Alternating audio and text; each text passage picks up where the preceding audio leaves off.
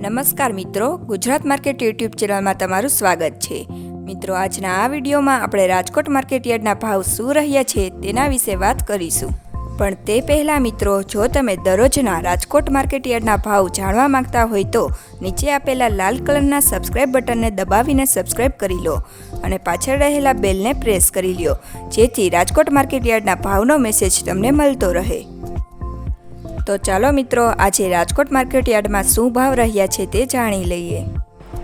ઘઉં લોકવન 575 થી 622, મગફળી ઝીણી 950 થી 1220, મગફળી 920 થી 1100, કપાસ 1305 થી 1484, વરિયાળી 1211 થી 1300, મરચાં સૂકા 800 થી 2200, તલ કાળા 3800 થી 5140, તલ સફેદ 1800 થી 2099,